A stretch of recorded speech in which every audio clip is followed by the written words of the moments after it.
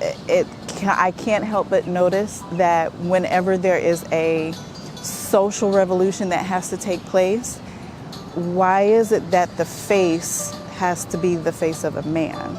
I'm not saying that one life is more significant than another, but shortly before this really unfortunate incident happened, we had a young lady who was brutally murdered in her own home. There was no proposed criminal event that was taking place. Police were not called because of any suspicious activity.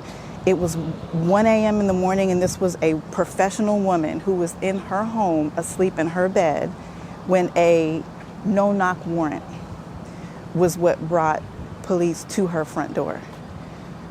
She was shot 8 times in her own home, in her nightclothes. I know there was outrage, but I'm kind of confused as to why this revolution didn't take place when it was a young woman who was brutally murdered in her own home.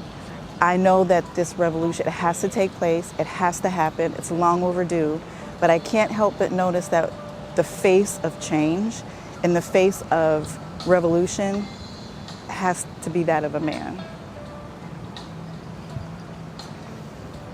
So initially, my thought was that, why is it, Ahmaud Arbery died, he got shot by 2 white supremacists, or was shot and killed by three white supremacists.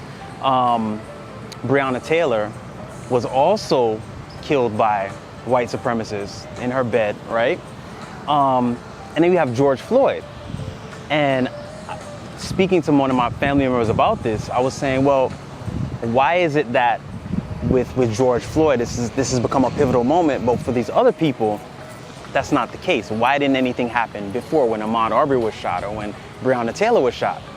And he pointed out to me that the officer kneeling on George Floyd's neck was something that we all saw. And then on top of that, it was very personal. It was bare hands, so to speak. He killed him with his bare hands, or his leg. He sat on his neck for 8-9 minutes. You hear somebody get shot, you're removed from the situation. A bullet killed that person, not another human being. And so I think that's why, in the case of George Floyd, it has garnered all of this support and outrage.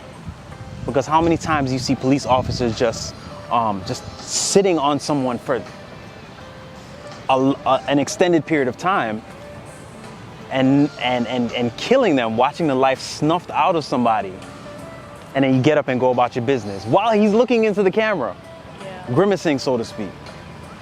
So yeah, I think that's the reason why it's so touching, or it touches everyone the way it does, because it hasn't happened like any of these other cases, except for maybe Eric Garner. But yeah, I believe that's a good observation that was made.